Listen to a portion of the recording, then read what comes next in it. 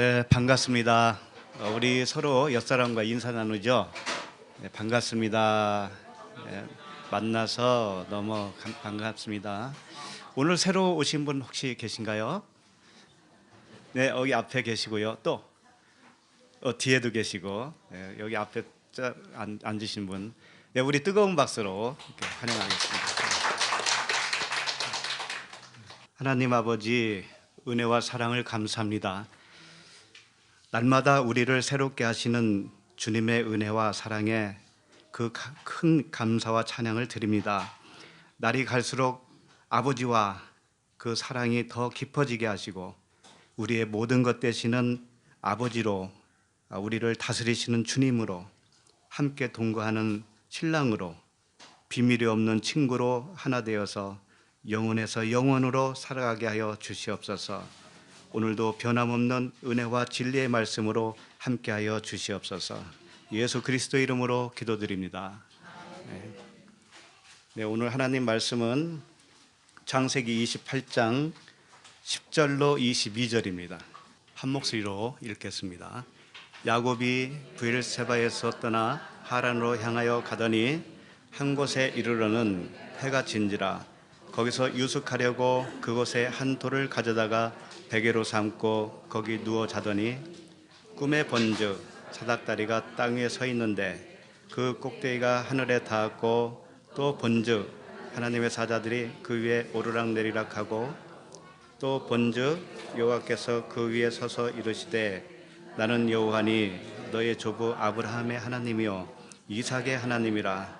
내가 누워있는 땅을 내가 너와 내 자손에게 주리니 내 자손이 땅의 티끌같이 되어 내가 서쪽과 동쪽과 북쪽과 남쪽으로 퍼져나갈지며 땅의 모든 족속이 너와 내 자손으로 말미암아 복을 받으리라.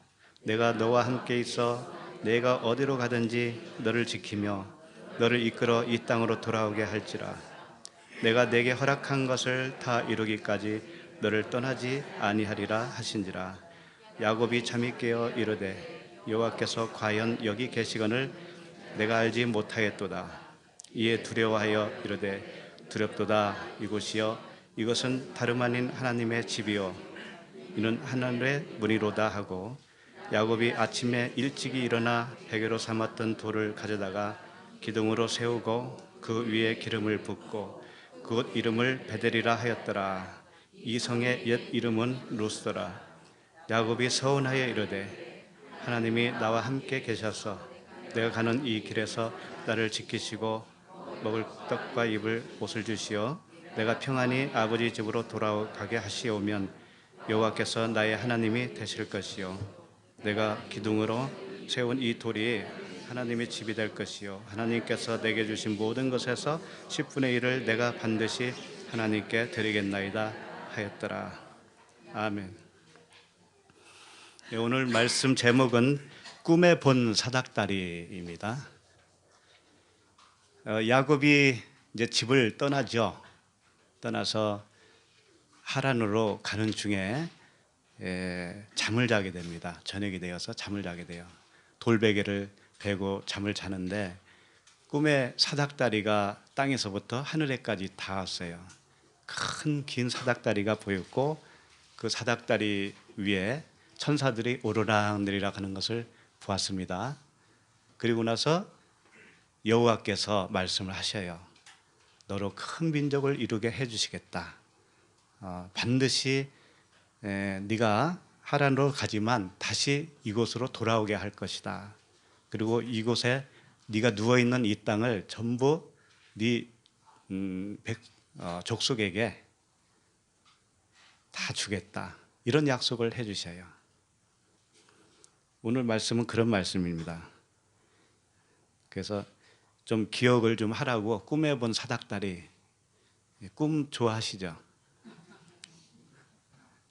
꿈. 일단은 오늘 말씀도 예외 없이 하나님이 어떠한 순서대로 기록을 했다라는 걸 아셔야 돼요.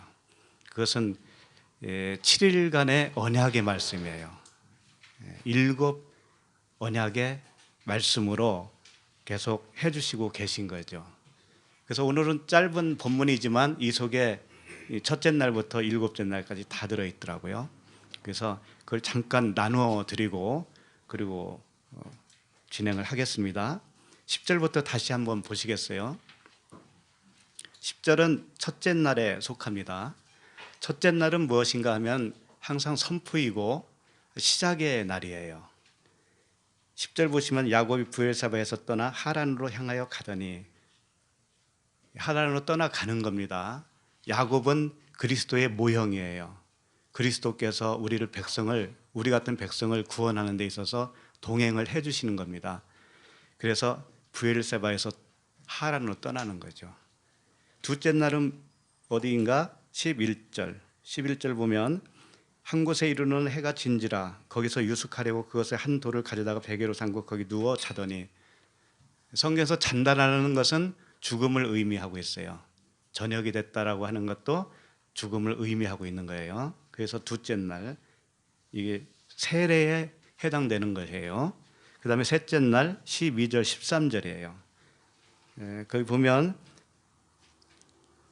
꿈에 나타나죠. 사닥다리가 나타나고 하나님의 사자들이 그 위에 오르락내리락 하고, 그리고 나서 여호와께서 말씀을 해주셔요.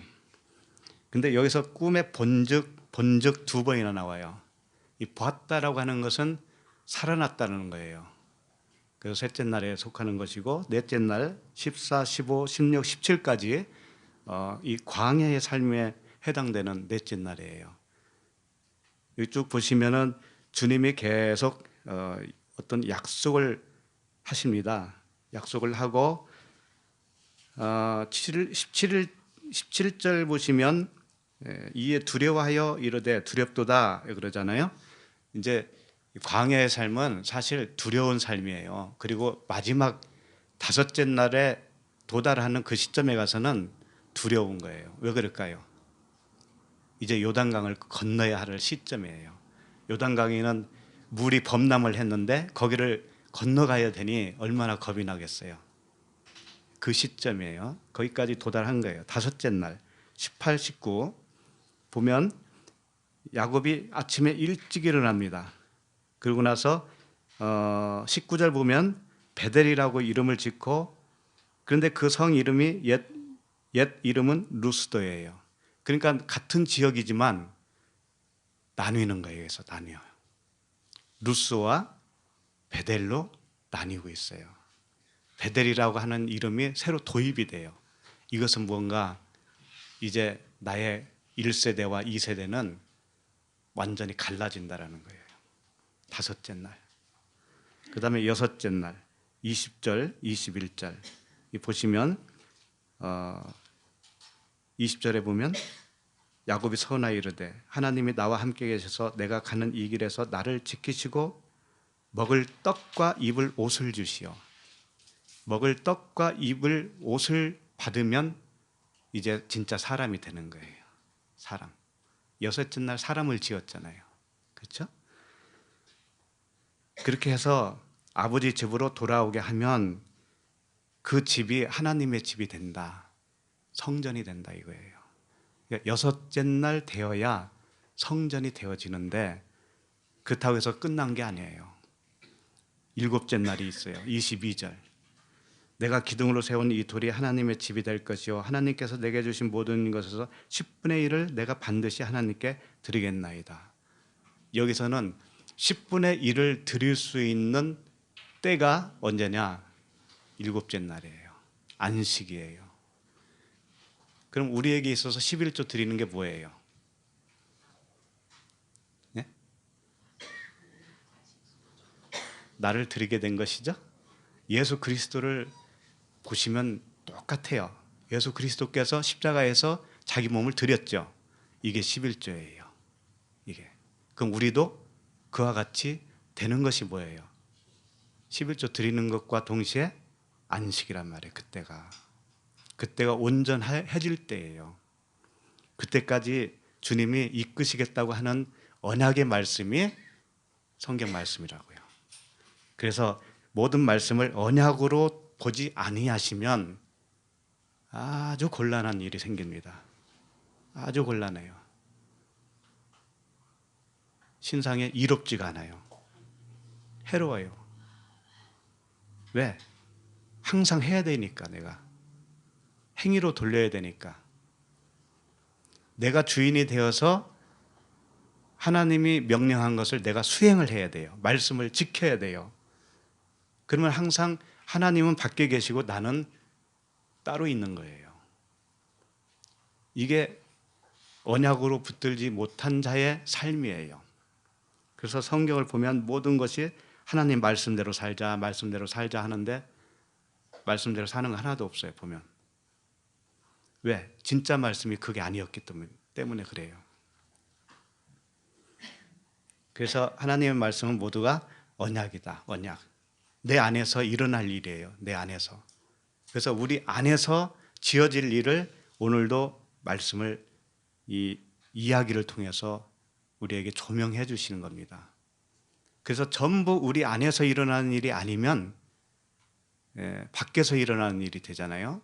그러면 나와 관계가 없어요. 그건 사실은 하나님이 밖에 계신 거예요. 10절을 다시 보겠습니다. 10절부터 같이 읽을까요? 야곱이 브엘세바에서 떠나 하란으로 향하여 가다니. 야곱은 그리스도의 모형으로 보는 것이 타당합니다. 그렇다고 해서 야곱이 그리스도의 모형이기 때문에 처음부터 완벽한 어떤 그런 상태를 보여주는 것인가? 그게 아니에요. 야곱은 그리스도의 모형이면서 동시에 우리들이에요. 우리들의 여정을 여과 없이 표현해주고 있는 거예요. 그렇기 때문에 야곱은 그리스도의 모형이지만 하나님이 그를 인도하는 그런 모습들이 또 보이는 겁니다. 이중으로. 그러니까 야곱은 지금 어디로 가고 있어요? 하란으로 가요. 왜 가죠? 겉으로 보면 피신이지만 내용으로 보면 뭐예요? 신부를 얻으러 가는 거예요. 신부. 그러니까 예수 그리스도께서 이 땅에 오신 것은 우리라고 하는, 우리들 각자가 신부잖아요. 우리 신부를 얻으러 이 땅에 오셨다. 그것을 보여주시는 겁니다. 그러니까 브엘세바에서 하란으로 떠났다는 것은 하나님 입장에서는 하늘에서 이 땅으로 내려온 거예요. 거꾸로 브엘세바가 7맹세의 우물이에요. 그러니까 성령이 계신 곳이고 언약이 선포된 곳이란 말이에요. 근데 바싹 말았다라고 하는 뜻을 가진 하란으로 가는 거예요, 지금. 그러니까 하나님께서 하늘에서 땅으로 오신 것과도 같은 이치예요. 그래서 다시 어떻게 되냐면 브엘세바로 다시 올라오는 겁니다. 그러니까 주님께서 하늘에서 땅으로 오셔서 우리를 신부를 삼으면 우리를 어디로 데려가느냐 하면 다시 하늘로 데려가요. 근데 그 하늘이라고 하는 것이 장소적인 개념이 아니잖아요. 그러면 우리는 여기서 그대로 있는데 눈을 봤을 때는 아무 변화도 없는데 우리는 하늘에 있는 거예요. 그리스도와 함께 하늘에 앉힌 바 되었다라고 하잖아요. 하늘에 함께 앉혔다. 이미 우리는 그리스도와 함께 하늘에 있는 거예요. 하늘에. 그래서 처음에는 가나안에서 출발을 하는 거예요. 가나안, 브엘세바. 가나안에서 출발을 해서 하란으로 가는 것이 뭐냐면은 마치 이스라엘 백성들이 처음에 아브라함을 통해서 가나안으로 왔잖아요. 가나안에서 어디로 가요? 나중에 그 백성들이 애굽으로 가죠. 애굽으로 갔다가 광야로 나왔다가 다시 어디로 가요? 결국은 가나안으로 다시 간다고요. 그러니까 그런 이치와도 같은 거예요. 가나안에서 출발해서 가나안으로 가는 거죠. 그러나 출발한 가나안 지점은 그들의 땅은 아니었어요. 약속만 받은 땅이에요. 그게 아브라함은. 그런데 그 후세들이 400년 후 지난 그 후세들이 어떻게 되냐면 가나안을 정복을 하죠. 정복을. 마찬가지예요. 우리도 나라고 하는 땅, 마음 땅이 뭐였냐면은 가나안이었어요. 처음에 가나안. 그런데 광야의 삶을 다 마치고 보니까 어디로 다시 왔냐면 내 마음이라고 하는 땅은 그대로 있고 그대로 왔는데 새로운 가나안 땅이 되었다라는 거죠. 왜? 다스리는 주체가 달라졌어요. 처음에는 내가 주인이더니 그 다음엔 누가 주인이에요? 그리스도께서 주인이 되어버렸어요. 나는 없고 그리스도만 계신 거예요. 그것이 신앙 여정입니다. 그래서 빌립보서 2장 6절에는 그 유명한 말씀, 그는 근본 하나님의 본체시나 하나님과 동등됨을 취할 것으로 여기지 아니하시고 오히려 자기를 비워 종의 형체를 가지사 하나님과 같이 되셨고. 이 말씀은 외우다시피 하지요. 그리스도께서 성육신 하신 그 말씀이잖아요. 근데 여기서 보면 그는 근본 하나님의 본체라고 그랬는데 모르페라고 하는 단어예요. 본체라는 것이 모르페. 이게 형상이라는 뜻이에요. 형상, 모양 이런 뜻이에요. 그리고 그 다음 절에 빌립보서 2장 7절에 보면 오히려 자기를 비워 종의 형체도 모르페예요. 앞에서는 본체라고 그랬고 뒤에서는 형체라고 그랬는데 같은 단어입니다. 이게 형체, 본체, 형상, 모양 이런 뜻이에요. 그렇게 그분이 원래는 하나님의 형상인데 이제는 자기를 비워서 사람의 형상으로 입었다 이거죠. 이게 무슨 뜻일까요? 그분은 원래 진리였어요. 하나님은 진리였다는 거죠. 진리라고 하는 그 하나님의 형상이에요. 진리. 근데 그분이 어떤 모습으로 가졌냐면은 사람의 모양으로 오셨죠? 그것은 무엇을 의미하고 있냐면 율법이라고 하는 표면적인 아버지의 말씀으로 오신 거예요. 같은 형상은 형상인데 달라요. 형상이 달라요. 그래서 사람의 모양으로 나타나사 자기를 낮추시고 죽기까지 복종하셨으니 곧 십자가에 죽으심이라. 그러니까 여기 이게 뭐냐면 하나님의 본체에서 종의 형체를 가졌습니다. 근데 같은 단어예요. 하나님의 형상에서 종의 형상으로 가졌어요. 그분이 이 땅에 오셔서. 그런데 사람의 모양으로 나타났다고 그랬는데 이 모양이라고 하는 단어가 또 달라요. 스케마라고 하는 단어거든요. 그러니까 사람의 모양으로 나타났다라고 하는 것은 뭐냐면 사람의 생각으로 죽으시려고, 사람의 생각에 대해서는 죽어주시는 거예요. 그분이. 그러니까 두 가지입니다. 율법이라고 하는 모습으로 오셨고 그 형상을 입고 오셨고 사람의 생각이라고 하는 인생에 대하여 죽어주시는 거예요. 그분은 진리셔요. 그렇게 해서 십자가에 죽으시니까 어떻게 되냐면 이러므로 하나님이 그를 지극히 높여 모든 이름 위에 뛰어난 이름을 주셨다 이거예요. 그러면 모든 이름 위에 뛰어난 이름을 주셨으니까 모든 이름 위에 뛰어난 이름, 뭐 소, 돼지, 새, 사람 할 거 없이 그런 이름을 얘기하는 걸까요? 그런 것이 아니고 모든 이름을 주셨다고 하는 것은 뭐냐면 그분은 처음에 그리스도라고 하는 진리, 생명이라고 하는 이름을 가졌어요. 믿음이라고 하는 이름을 가지신 분이에요. 그분은 사랑이라고 하는 이름을 가지신 분이에요. 그런데 이 땅에 오시는 순간 어떤 이름을 갖느냐면 육신의 생각이라고 하는 이름을 갖고 율법이라고 하는 이름을 갖게 돼요. 그래서 그런 차원의 이름보다 뛰어난 진리, 생명이라고 하는 이름을 가졌다 이런 말씀이에요. 항상 율법과 복음을 설명하고 있다는 걸 명심하셔야 돼요. 그렇다면 그렇게 집요하게도 말씀하신다면 무엇을 어떻게 하라는 의미일까요? 나의 옛사람, 나의 겉사람은 항상 어디에 속해요? 율법에 속하고 사람의 생각에 속하잖아요. 그럼 그것을 주님이 집요하게도 꼬집어서 십자가에 못 박아야 된다라고 그렇게 누찬 말씀을 한다면 어떻게 해야 되는 거예요, 우리는? 아무 감동도 없어야 돼요? 말씀은 말씀이고 나는 나대로 살래. 평생 그렇게 사셔야 되나요? 율법에서 죽어야 된다니까. 율법은 하나님의 말씀이에요. 그 말씀에서 내가 죽어야 된다니까. 근데 그 말씀을 내가 죽지 않으면 어떻게 되냐면 그 말씀을 내가 지키자 이렇게 되는 거예요. 지키자. 하나님의 법을 인간이 지킬 수 있나요? 지킬 수 있을 것처럼 착각하는 것이 사람이에요, 사람. 그래서 그 생각이 하나님과 원수가 되는 거예요, 원수가. 그러니까 모든 이름이라고 하는 것은 뭐냐면, 다시 말하면 이 가나안 광야 애굽에 있는 차원의 모든 이름.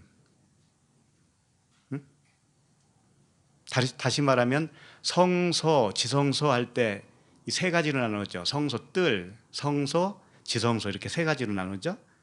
여기에 있는 인간의 모든 이름, 그 차원의 이름, 이런 것들이 어떻게 되냐면 예수라고 하는 이름 안에서 함께 무릎을 꿇게 하시고, 이런 뜻이에요. 그러니까 예수의 이름 앞에 무릎을 꿇는다고 그러니까 우리가 예수님 어디다 세워놓고 예수님 앞에 내가 무릎을 꿇습니다, 순종합니다, 이런 의미가 아니고 예수라고 하는 이름 안에 우리가 들어가는 거예요. 예수와 함께 무릎 꿇는다는 게 뭐냐면 예수와 함께 죽는다는 거예요. 죽는다는 거. 그러니까 착각을 하지 마셔야 돼요. 예수를 찬양한다는 찬양 많이 하시잖아요. 근데 그걸 우리가 찬양을 가사는 그대로 하지만 우리 머릿속에서는 예수를 찬양하는 게 아니고 예수로는 내가 죽어야 된다는 것을 아셔야 돼요. 그것이 찬양이에요. 예수와 함께 죽는 것, 함께 죽는 것. 예수와 함께 죽는 것. 그렇지 않으면 예수님이 왜 죽으셨어요? 예수와 함께 죽는 거예요, 항상. 그래서 이 하늘에 있는 자들과 땅에 있는 자들과 땅 아래에 있는 자들로 모든 무릎을 예수의 이름에라고 그랬는데, 모든 이름, 예수의 이름에가 아니에요. 예수 이름 안에, 이런 뜻이에요. 예수 이름 안에, 예수 이름 안에 예수와 함께 무릎을 꿇는다 이거죠. 함께 죽는다.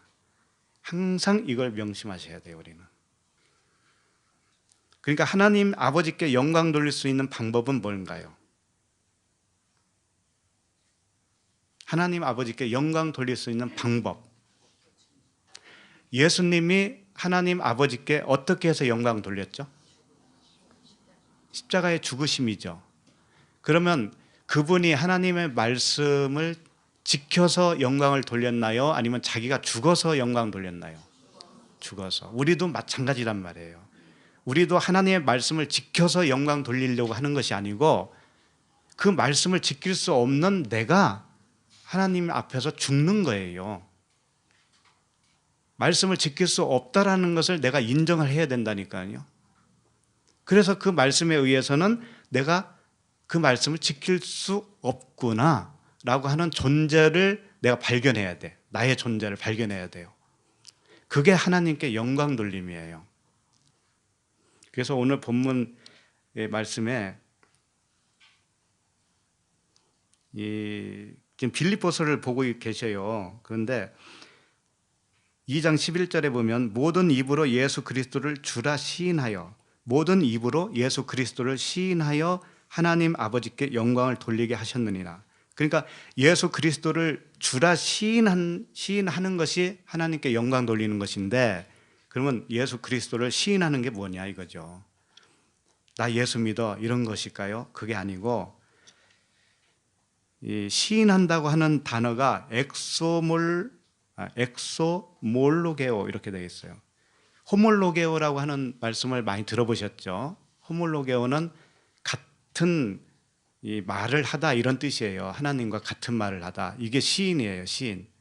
하나님이 하시는 말씀과 내가 하는 말과 같아요. 이것이 호몰로게인데, 엑소몰로게오라고 하는 단어를 여기다 썼는데, 이것은 호몰로게보다도 더 강한 뜻을 가지고 있어요. 더 강한 뜻. 그러니까 뭐냐면은 예수 그리스도께서 죽은 것 같이 너도 똑같이 죽어야 된다. 그렇지 않으면 하나님께 영광 돌릴 수가 없다. 이런 뜻이에요. 엑소몰로게오. 하나님 아버지께 영광 돌릴 수 있는 방법은 뭐냐? 예수 그리스도를 시인하는 건데, 시인이 뭐냐 이거지? 그분과 함께 죽는 거라는 거예요. 그분과 함께. 근데 강한 어조로 말씀하셨어요. 반드시 이렇게 하지 않으면 영광 돌릴 수가 없다. 왜? 내 생각으로는, 육신의 생각으로는 하나님께 영광 돌릴 수 없기 때문에 그래요.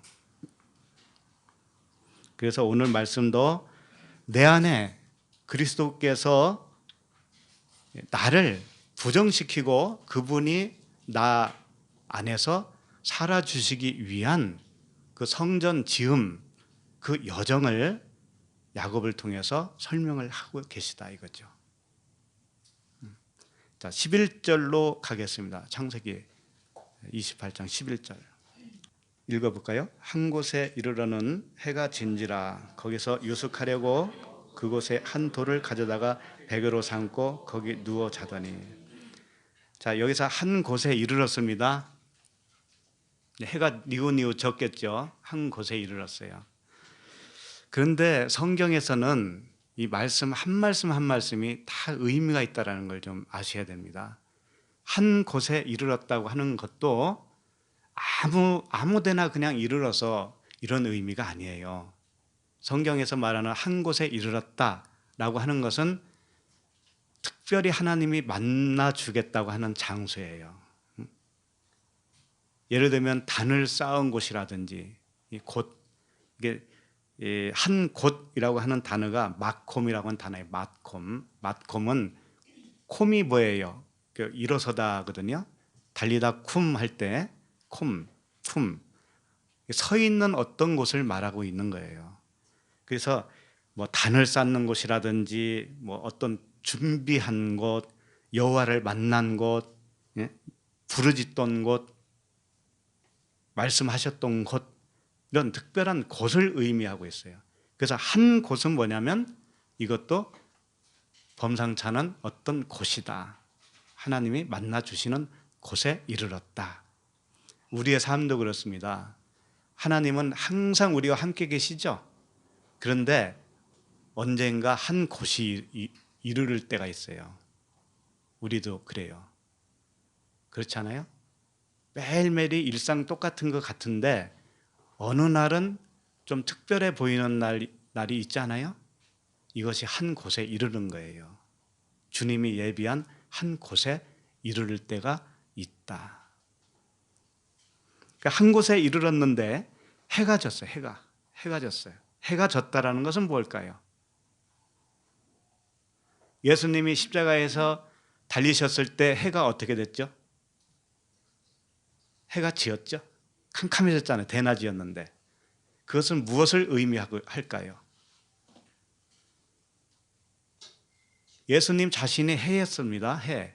예수님 자신이 말하자면 낮에 있을 동안에 너희들이 실족하지 않게 다니라고 그랬잖아요. 그분 자신이 낮이었어요. 해였어요. 그런데 그분은 율법의 해로 죽어주시는 거예요. 그럼 해가 졌다라는 것은 야곱에 있어서는 누구의 해가 졌다라는 걸까요? 야곱의 해죠. 야곱의 해는 뭐예요? 자기 자신이 해잖아요. 우리의 해가 질 때가 있습니다. 내가 내 주인이 되어서 마음대로 살 때가 있지 않습니까? 그것은 해가 밝아 있을 때죠. 자기 해가 밝아 있을 때잖아요. 그런데 나의 해가 어두워질 때가 오는 거예요. 그때 뭐예요? 내 의가 이제 박살나기 시작할 때예요. 내 생각으로는 되지 않는구나. 내 마음대로 안 되는구나. 이것을 깨닫는 저녁이 올 때가 온다 이거죠. 그때가 언제예요? 하나님 만나게 될 때. 그때 하나님 만나는 거예요. 아무 때나 만나는 게 아닙니다. 하나님은 항상 계셔요. 항상 함께 계셔요. 그런데 하나님이 함께 계심을 우리가 잘 몰라요. 그래서 하나님이 가끔씩 한 번씩 만나주시는 것처럼 해주시는 때가 있는 거죠. 내가 우리 자신들을 잘 돌아보세요. 자신들을 볼 때 내가 정말 그리스도라고 하는 차원으로 살고 있는지를 보세요. 내가 그리스도라고 하는 신성으로 살고 있는지 사람이라고 하는 인성으로 살고 있는지를 보시면 그분이 절실하게 필요하지 않겠어요? 그렇죠? 절실하게 필요할 때가 언제냐? 해가 졌을 때다 이거죠. 해가 졌을 때. 저녁. 근데 거기서 유숙하려고 그랬습니다. 거기서 유숙하려고. 유숙은 뭐냐? 자는 거죠, 자는 거. 자는 겁니다. 자는 것은 뭐냐면 세례를 의미해요, 세례를. 세례는 뭐예요? 죽는 거 아닙니까? 죽음이에요. 그러니까 하나님이 우리를 언제 창조를 하시느냐면 잘 때 창조해요, 잘 때. 아담에서 갈빗대를 취할 때 어떻게 하던가요? 재우죠. 애들이 클 때 어떻게 언제 커요? 잘 때 크잖아요. 잘 때, 그때가 창조할 때.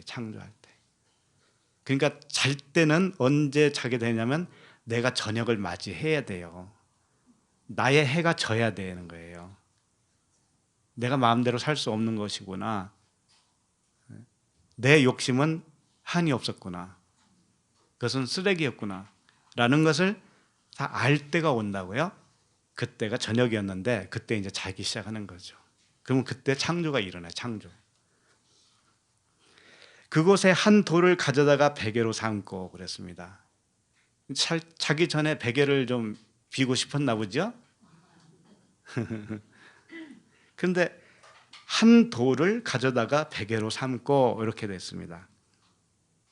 돌은 성경에서는 예수 그리스도를 의미해요. 언제나 그래요. 돌은 그리스도예요, 그리스도. 그러니까 그리스도라고 하는 돌을 가져다가 베개로 삼았다고 하는 것은 뭘까요? 베개는 머리 둘 곳을 의미하거든요. 머리 둘 곳. 머리를 거기다 얹어 놓잖아요. 머리 둘 곳. 그러면 돌에다가 자기 머리를 얹어 놨다고 하는 의미는 뭘까요? 예수 그리스도라고 하는 그 돌이 누구의 머리가 된 거예요? 야곱의 머리가 된 거죠. 내 머리는 아직 안 됐을 수도 있어요. 더 두고 봐야 알아. 자고 나야 돼요. 저녁을 맞이하고 깊은 잠에 빠져야 돼요. 그래야 창조가 일어난다니까. 그 사이에 머리가 바뀌는 거예요. 펄펄 살아있으면서 바뀌었다고 생각하면 안 돼요. 그렇다고 좌절하지 마세요. 돌 베개에 머리를 두었다라고 하는 뜻은 야곱의 주권이 이제 그리스도의 주권으로 넘어간다 이런 뜻이에요. 우리도 우리의 주권이 누구에게 넘어가야 돼요? 그리스도에게 넘어가야 돼요. 그 다음에 거기 누워 자더니 그랬습니다. 이 잔다고 하는 것은 이제 그리스도와 연합하기 위해서 자는 거예요. 그리스도와 연합하기 위해서 자는 거예요. 사람의 예도 다 똑같습니다. 결혼하면 같이 자잖아요. 그렇게 해서 어떤 일이 일어나냐면 혼인잔치가 일어나잖아요. 혼인잔치가 일어나서 새 생명이 잉태되는 거예요. 그래서 밤에 그런 일들이 일어나는 겁니다. 우리도 저녁을 맞이해서 그리스도라고 하는 돌베개를 베고 내 주권을 다 그분에게 드리고 그분이 나의 머리가 되어주시면 그분이 나의 신랑이 되어주시고 나와 혼인잔치가 일어나요. 그 밤 사이에. 그러면 바뀌어요. 아침에 일어나 보면 바뀌어 있다고요. 자, 12절로 갑니다. 12절. 읽겠습니다. 꿈에 본즉 사닥다리가 땅 위에 서 있는데 그 꼭대기가 하늘에 닿았고 또 본즉 하나님의 사자들이 그 위에 오르락 내리락 하고. 여기서 이제 꿈에 또 본즉 그랬잖아요. 본즉 이게 보라 감탄사거든요. 감탄사. 그래서 여기서부터는 셋째 날에 속해요. 이제 일어난 거예요. 꿈에 뭔가를 봤어요. 자, 그런데 꿈이라고 하는 단어가 할람이라고 하는 단어인데 꿈에 대해서 한번 말씀드린 적이 있었을 거예요. 꿈은 이 할람은 뭐냐면 치료한다라는 뜻을 가지고 있어요. 치료한다. 꿈이 그래요. 그 다음에 건강해지고 강해진다라고 하는 의미를 가지고 있습니다. 우리들도 꿈을 꾸면 어떻게 되냐면 어린 아이들이 꿈을 꾸면 성장한다고 그러죠. 키가 큰다. 또 무서운 꿈 꾸고 나면 너 키 크려고 그래. 이런 말도 하지요. 그와 같이 꿈은 영적으로도 무엇인가가 달라지는 겁니다. 그러니까 육적인 생각이 현실이라면 이런 거예요. 우리가 나의 생각으로 살고 있는 것이 현실이라면 꿈은 뭐냐면 현실하고 다른 거잖아요. 꿈은. 그러니까 꿈은 뭐냐면 영적인 생각이에요. 영적인 생각. 그래서 우리는 영적인 생각으로 살고 있으면 꿈을 꾸고 있는 것과도 같은 거예요. 그래서 여기서 꿈을 통해서 어떤 다른 이야기를, 현실과 다른 이야기를 해주시는 겁니다. 그래서 꿈은 항상 잠잘 때 꿔요. 우리에게 있어서, 각 개인에게 있어서도 나의 저녁이 와야 됩니다. 저녁이 와야 돼요. 나라고 하는 존재가 그리스도라고 하는 존재와 비교했을 때 얼마나 큰 차이가 나는가를 발견한다면 그게 저녁이에요. 저녁. 그러면 그때부터 무엇을 하게 되냐면 꿈을 꿔요. 잠을 자고 꿈을 꿔요. 꿈을 꾸는 것은 나의 영적 상태를 알 때 꾸는 겁니다. 꿈은 현실이 아니듯이 육신의 생각이 현실이라면, 육신의 생각은 율법 아래에 있을 때죠. 율법 아래에 있을 때에 나의 상태가 현실이라면 꿈은 영적인 삶을 의미한다. 은혜와 진리를 의미한다. 이거예요. 그래서 로마서 8장 6절에는 육신의 생각은 사망이요. 그러니까 이 현실은 뭐냐면 내 육신의 생각으로 살고 있는 거예요. 이것은 사망이라고 하는 거예요. 사망. 그런데 영의 생각은 생명과 평안이다 이거죠. 영의 생각이 뭐냐면 꿈꾸는 거예요. 꿈꾸는 거. 그래서 영의 생각으로 살고 있으면 항상 꿈꾸고 사는 겁니다. 그 상태가. 얼마나 좋아요. 현실하고 무관하게 꿈꾸고 살고 있는 그런 삶이 더 좋지 않겠어요? 그래서 이 잠 좀 깨지 않았으면, 꿈 좀 깨지 않았으면, 그럴 때도 있잖아요. 그런 꿈도 있잖아요. 육신의 생각은요, 자기 자존심을 의미하고 있어요. 자기 자존심. 우리의 자존심을 의미하고 있어요. 내 의로움이 있기 때문에 나의 자존심. 자존심이라는 게 뭡니까? 자기를 존중하는 거 아닙니까? 자기를 존중하는 거? 자존심. 그런데 어떻게 변해야 돼요? 그리스도의 자존심으로 변해야 되는 겁니다. 우리는. 그리스도와 관계된 것만 우리는 자존심을 가지고 있으면 돼요. 그러니까 이런 겁니다. 베드로의 예를 들어서 우리 누가복음 해서 알잖아요. 베드로가 주는 그리스도시여 뭐예요? 살아계신 하나님의 아들입니다.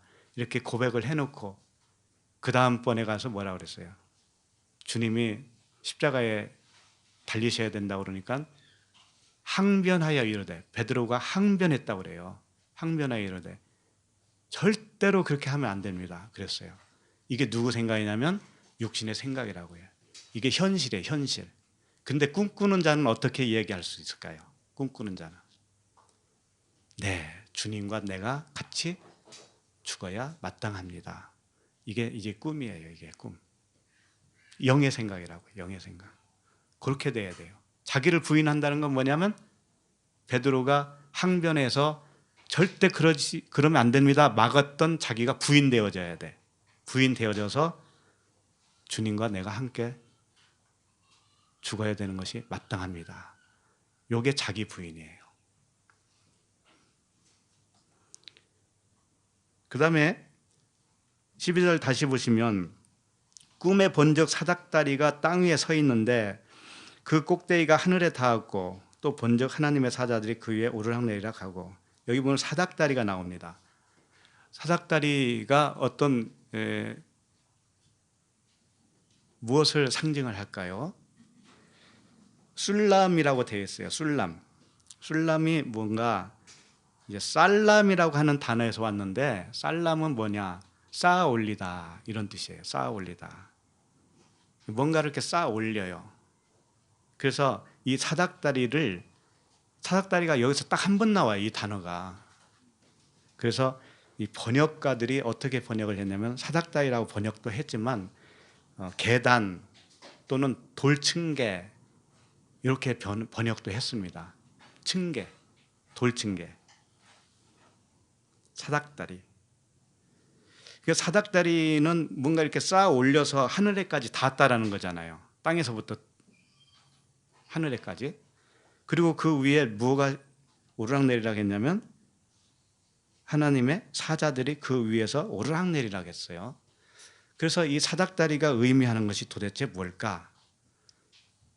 쌓아 올린다고 하는 것은 분명히 말씀을 쌓아 올린다고 볼 수가 있어요. 말씀을 배워요. 배워. 내가 처음에 말씀을 몰랐을 때는 하늘에 닿을 수 있어요, 없어요? 절대 모르잖아요. 근데 배우고 쌓고 하면 어떻게 돼요? 하늘에까지 닿을 수 있을 것 같이 보이잖아요, 일단은. 그래서 이 말씀이 아닐까라고 하는 측면을 일단 생각을 할 수 있어요. 사닥다리가 말씀이 아닐까, 이런 생각을 가지게 되죠. 자, 그러면 이제 이것을 알기 위해서 좀 말씀을 좀 봐야 되겠습니다. 여기는 일단 찾지 마세요. 고린도전서 2장 2절에 보면 이런 말씀이 있어요. 내가 너희 중에서 예수 그리스도와 그가 십자가에 못 박힌 것 외에는 아무것도 알지 아니하기로 작정하였습니다. 이런 말씀을 사도 바울이 했습니다.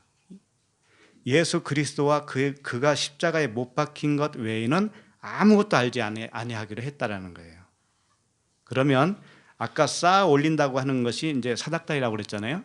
그 말씀을 배우고 쌓아 올리면 결국은 남는 게 뭐냐면 예수 그리스도와 그가 십자가에 못 박힌 거라고 하는 거예요. 우리들도 지금까지 살아오면서 세상에서 학문을 배웠을 것이고, 어느 분은 철학도 하셨을 거예요. 어느 분은 다른 종교에서 많은 것을 배우고 오셨을 수도 있습니다. 또 성경 공부한다고 하면서 지식적으로 많이 배웠을 수도 있어요. 원어 공부도 많이 하기도 합니다. 그런데 결국은 그 종착점이 어떻게 되느냐? 예수 그리스도와 그가 십자가에 못 박힌 것, 이거밖에는 없는 거예요.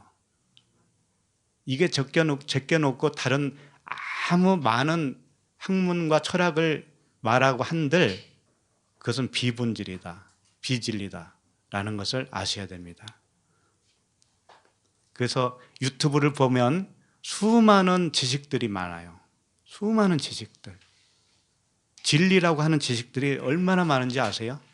기독교만 지식이 있는 거 아니에요. 기독교가 아닌데도 불구하고 일반 교회에서 가르치는 것보다도 더 잘 가르치는 유사한 종교들이 엄청 많다라는 걸 아십니까? 들어보면은요, 거기에 쏙 빠져요. 그래가지고 조회수 같은 게 뭐 몇십만 클릭수가 있더라고요. 무슨 학당, 무슨 얘기하면 아실 겁니다. 무슨 학당, 무슨 경, 이런 거 아세요? 경자 들어가는 거. 성경만 빼고 경자는 가짜라는 거 아셔야 돼요. 그런 것까지 가져와가지고 지식이라고 막 말을 합니다. 근데 예수 그리스도와 그가 십자가에 못 박힌 것 외에는 뭐예요?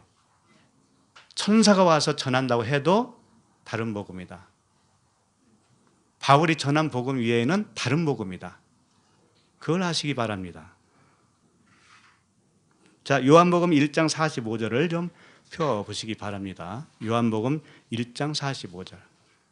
5절에 보면 빌립이 나다나엘을 찾아 이르되 모세가 율법에 기록하였고 여러 선지자가 기록한 그 일을 우리가 만났으니 요셉의 아들 나사렛 예수니라.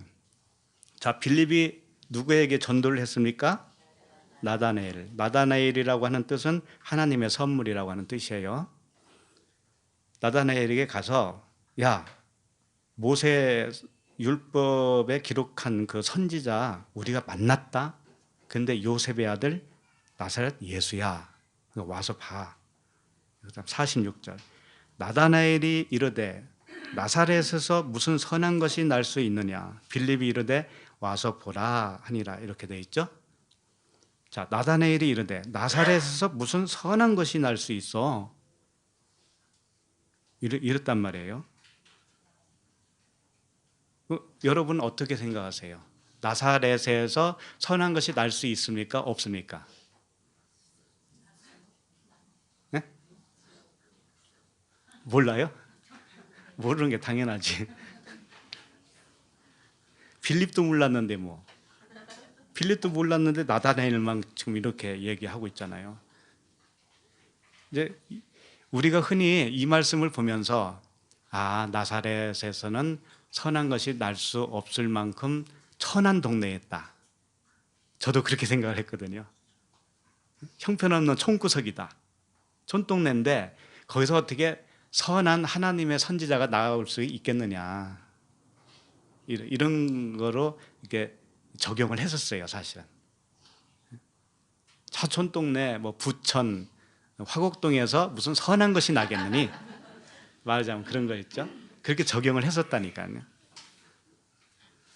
근데 그게 아니더라고요. 그냥 하나님이 열어주지 않으면 도대체 보이지가 않는 것이 이 성경이에요. 그 47절 보시겠습니까? 예수께서 나다나엘이 자기에게 오는 것을 보시고 그를 가리켜 이르시되 보라, 이는 참으로 이스라엘 사람이라 그 속에 간사한 것이 없도다. 이렇게 되어 있어요. 예수님은 나다나엘을 칭찬했어요, 안 했어요? 칭찬했습니다. 무엇에 대해서 칭찬했을까요? 나사렛에서 선한 것이 날 수 없다고 주장을 했잖아요. 그렇죠? 그 부분에 대해서 어떻게 한 거예요? 예수님은 칭찬한 거잖아요. 자, 나사렛 그 빌립이 나다나엘에게 예수님을 소개할 때 어떻게 했냐면 요셉의 아들 나사렛 예수니라 이렇게 했다고요. 요셉의 아들.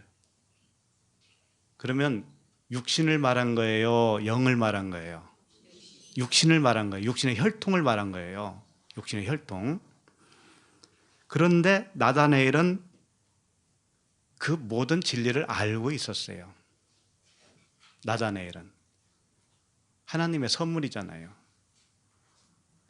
알고 있는 나다나엘은 어떻게 말한 거냐면 이 나사렛 동네에서는 육신적인 혈통으로 나온 예수 그리스도는 죽어야 할 그분이거든. 그러니 죽어야 할 분으로 오셨으니 천한 자일 수밖에 없잖아. 그거예요. 물론 예수 그리스도는 죄는 없습니다. 죄의 모양을 가지신 분이에요. 그분은 우리의 죄를 대속하신 분입니다. 그분은 선한 분이셔요. 그분은. 그런데 요셉의 아들 나사렛 예수라고 하는 혈통, 인간의 혈통으로는 어떻게 된다는 거예요? 죽어 주셔야 됩니다. 이런 뜻이란 말이죠. 그래서 48절을 보세요. 나다나엘이 이르되 어떻게 나를 아시나이까? 예수께서 대답하여 이르시되 빌립이 너를 부르기 전에 내가 무화과 나무 아래에 있을 때 보았느니라. 이랬단 말이에요. 자, 그러면 무화과 나무에 있다라는 의미는 뭘까요? 무화과는 뭐예요? 무화과 나무. 무화과 나무는 이스라엘을 의미하죠. 이스라엘. 그럼 이스라엘 아래에 있다라고 하는 의미는 뭘까요? 무화과 나무 아래에 있다라고 하는 의미. 무화과 나무 아래에 있을 때부터 예수님은 있기 전부터 알았다 이렇게, 무화과 나무 아래에 있을 때에 내가 보았다 이렇게 말씀을 하고 계시잖아요. 그러니까 이런 거예요. 나다나엘은 무화과 나무, 그 잎이 무성한 나무였잖아요. 열매 없는 이스라엘. 겉껍데기 이스라엘, 그 이스라엘의 아래에 있는 사람이라고요. 아래에. 하나님의 선물로. 이건 뭐예요? 복음이잖아요. 복음, 진리. 그 껍데기 안에 들어있는 알맹이잖아. 알맹이. 이것을 예수님은 봤다 이거죠. 나다나엘을 봤어. 너를 봤어. 그러니까 1장 49절 보세요. 나다나엘이 뭐라고 대답했냐면, 나다나엘이 대답하되 랍비여, 당신은 하나님의 아들이시요 당신은 이스라엘의 임금이로소이다. 하나님의 아들이면서 뭐라는 거예요? 이스라엘의 임금. 그러면 이스라엘의 임금으로서는 죽어야 하는 거예요. 응? 그분이 십자가에 달리시기 전에 가시면류관을 썼죠. 그 다음에 뭘 들었어요? 갈대지팡이, 홍포를 입히고. 그래서 그분을 무엇로 만들어줘요? 이스라엘의 왕을 만들잖아요. 그래서 죄패가 뭐예요? 세 가지 언어로 썼죠.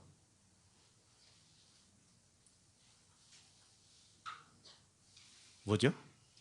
히브리어, 헬라어, 아람어인가? 노마어인가? 노마. 하여튼 그래서 죄패에 뭐라고 썼냐면은 이스라엘의 왕이라고 썼다니까요. 이스라엘의 왕으로 죽으신 거예요, 그분은. 그런데 그 죽어주신 이스라엘 왕이 누구냐? 바로 우리들이란 말이에요. 우리들의 옛사람, 겉사람. 그러니까 이걸 다 종합을 해보면 무화과나무, 그 이스라엘, 죽어야 할 이스라엘, 그 밑에 있는 나다나엘은 예수님을 알아본 거예요. 예수님은 나사렛에서 나오신 분이기는 하지만 그분은 선한 분으로 죽으시는 게 아니고 우리와 똑같은 선하지 않은 그런 분으로 죽으실 분이야 라는 것을 이미 알았단 말이에요. 그래서 예수님이 그걸 칭찬해 주신 거예요. 칭찬해 주셨다. 그러면서 예수님이 1장 50절에 뭐라고 그러냐면은, 예수께서 대답하여 이르시되 내가 너를 무화과나무 아래에서 보았다 함으로 믿느냐? 이보다 더 큰 일을 보리라. 그러면서 51절에 또 이르시되 진실로 진실로 너희에게 이르노니 하늘이 열리고 하나님의 사자들이 인자 위에 오르락 내리락 하는 것을 보리라 하시니라. 자, 어디서 많이 보던 그런 어떤 그 내용 아닙니까? 하늘이 열리고 하나님의 사자들이 인자 위에 오르락 내리락. 야곱이 사닥다리에서 뭘 봤어요? 하나님의 사자들이 오르락 내리락 하는 것을 봤다. 그런데 여기서는 뭐라 했냐면 사닥다리가 아니고 누구라고 그랬어요? 인자, 예수 그리스도. 그러면 이제 답이 나왔죠. 그 사닥다리는 무엇을 의미합니까? 인자, 예수 그리스도를 의미한다고요. 야곱이 본 사닥다리는 예수 그리스도다. 예수 그리스도와 또는 십자가라고 해도 돼요. 십자가를 통해서만 하나님 나라에 갈 수 있어요. 그러니까 예수님이 그러잖아요. 내가 길이요 진리요 생명이다. 자기가 길이라는 거, 길. 하늘에 오르락 내리락 할 수 있는 길, 이런 말씀이죠. 그러면 이제 문제는 뭐냐면 하나님의 사자들이 오르락 내리락 하는 것이 뭐냐 이거죠. 오르락 내리락 하는 거.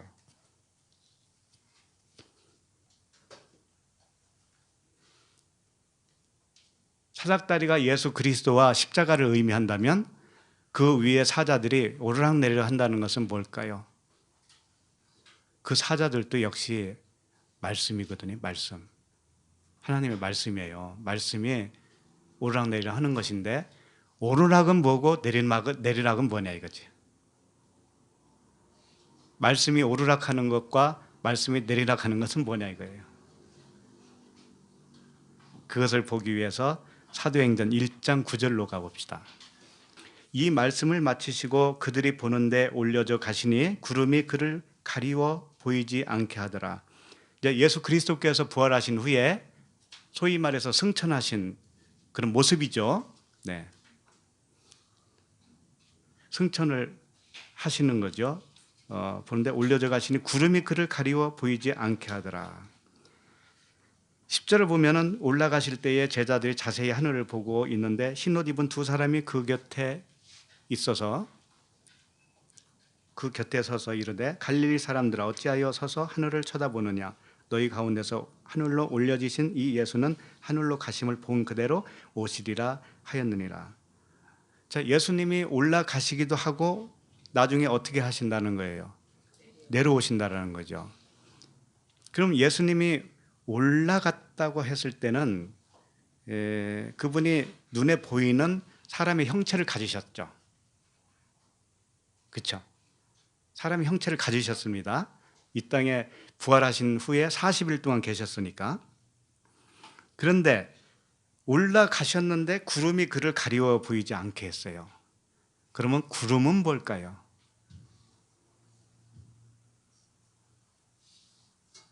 구름은 뭘까요?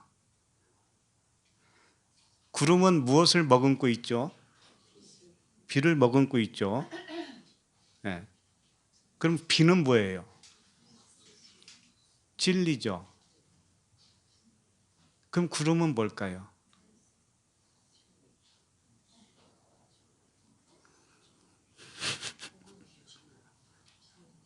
진리가 복음이고 생명이고 하다면 구름은 뭐냐면은 구름도 예수 그리스도예요. 예수와 그리스도. 로고스예요, 로고스.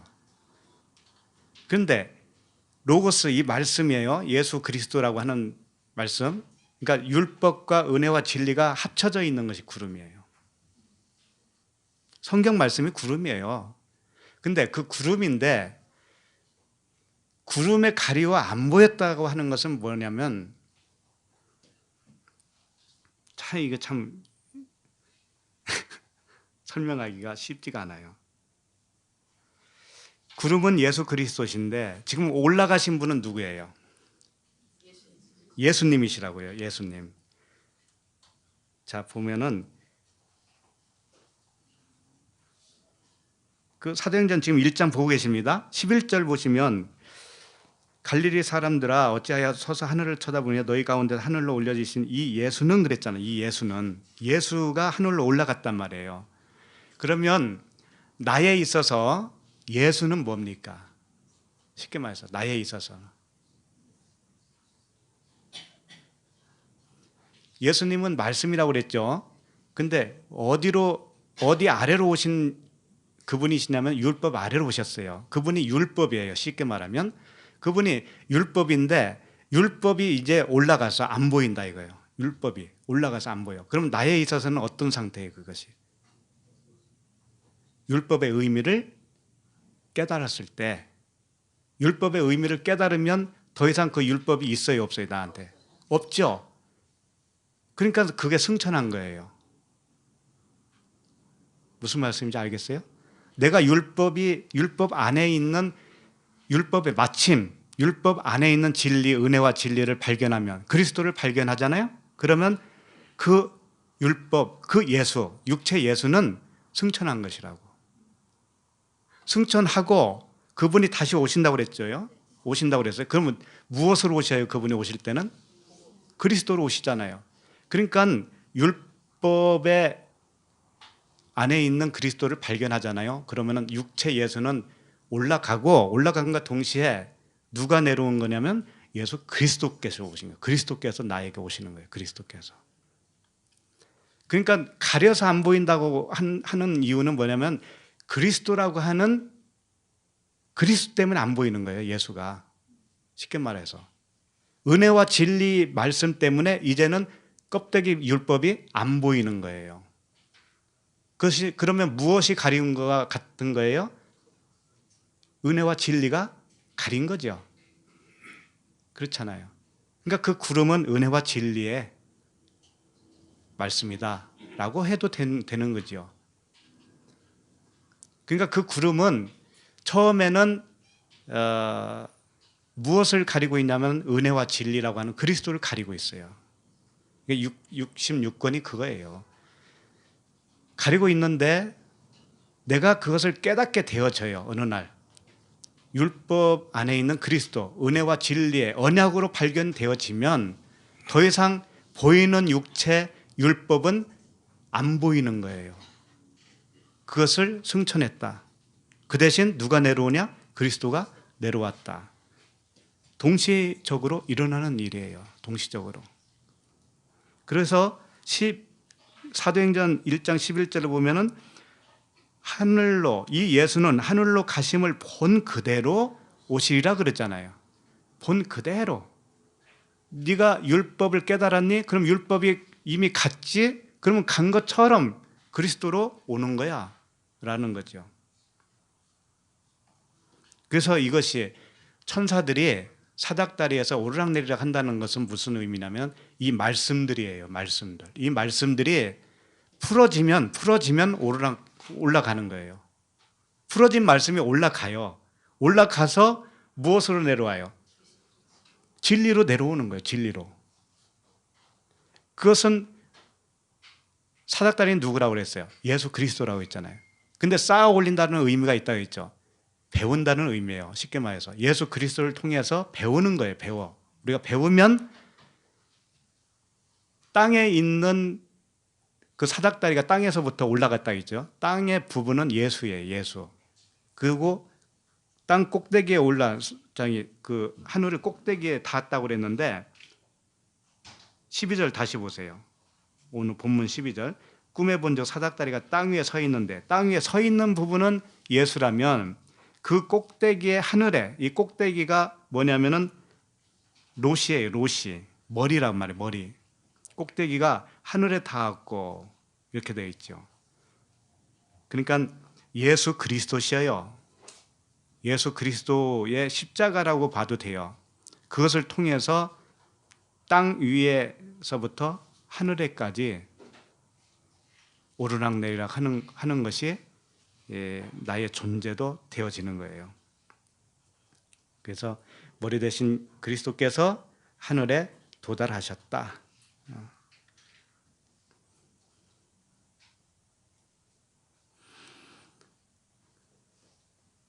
그래서 이 또 본즉 두 번째가 나옵니다. 두 번 12절 또 본즉 나오죠. 또 본즉 하나님의 사자들이 그 위에서 오르락내리락 하고, 이건 뭐냐면 말씀들이 풀어지면, 우리 안에서 말씀이 풀어지면 이게 뭐냐면 완성되는 거잖아요. 말씀이 완성. 그렇죠? 말씀이 완성되면 승천이에요. 말씀은 하나예요. 하나인데 그렇게 표현하는 거라고요. 말씀이 내 안에서 풀어지면 완성이잖아요. 그 말씀들이 완성되면 위로 올라가는 거잖아요. 하늘이 되는 거잖아요. 그런데 되는 거지만, 하늘로 올라가지만 이면적인 그리스도의 말씀으로 나에게 채워지잖아요. 그러니까 내려온다 이렇게 표현하는 거예요. 풀어지면 올라가는 것이고, 풀어졌기 때문에 그리스도로 나에게 내려오시는 거예요. 아셨죠? 네. 자, 13절로 가겠습니다. 참, 내가 설명하는 기술이 좀 부족해서 죄송해요. 더 쉽게 해야 되는데. 자, 13절 읽겠습니다. 또 본즉 여호와께서 그 위에 서서 이르시되 나는 여호와니 너희 조부 아브라함의 하나님이요 이삭의 하나님이라. 내가 누워있는 땅을 내가 너와 내 자손에게 주리니. 여기서 또 본즉, 이제 세 번째 계시예요. 또 본즉. 그럼 3세판 해야 되는 거예요. 또 본즉 여호와께서 그 위에 서서 이르시되, 여호와는 성령의 차원을 이야기하는 겁니다. 그러니까 엘로힘이 있고 여호와 엘로힘이 있고 그다음에 여호와가 있어요. 호칭을 다르게 하는 이유는 성부, 성자, 성령을 의미한다. 근데 여기서 여호와 할 때는 성령의 차원이다. 성령의 차원. 여호와께서 그 위에 서서 이르시되 나는 여호와니 너의 조부 아브라함의 하나님이요 이삭의 하나님이다. 이 뜻은 뭐냐면 언약의 하나님이다. 그런 뜻이에요. 아브라함에게 약속을 하셨잖아요. 언약을. 그래서 이 언약의 하나님, 언약이라고 하는 단어가 베리트예요. 베리트인데 창조한다라는 의미가 있고요, 베어낸다라고 하는 의미가 같이 있어요. 창조를 하는데, 언약은 창조하는 거예요. 창조를 하는데 어떻게 창조하느냐? 베어낸다, 잘라낸다, 할례를 한다, 마음의 할례를 한다, 이렇게 해서 창조한다 이거예요. 그러니까 언약, 약속이었어? 알았어 해주시겠지? 이런 게 아니에요. 진짜 언약을 들었으면 같은 계약을 하는 거예요. 나도 아브라함이 고기를 이렇게 둘로 잘라놓고 기다렸잖아요. 하나님이 그 사이로 지나갔죠. 그와 같이 우리도 마음이 갈라져야 돼요. 잘라져야 돼요. 마음의 할례, 이게 창조다, 이게 언약이다, 이런 뜻이에요.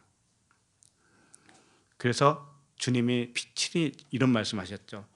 마태복음 26장 28절에 보면 이것은 죄사함을 얻게 하려고 많은 사람을 위하여 흘리는 바 나의 핏 곧 언약의 피니라 그랬어요.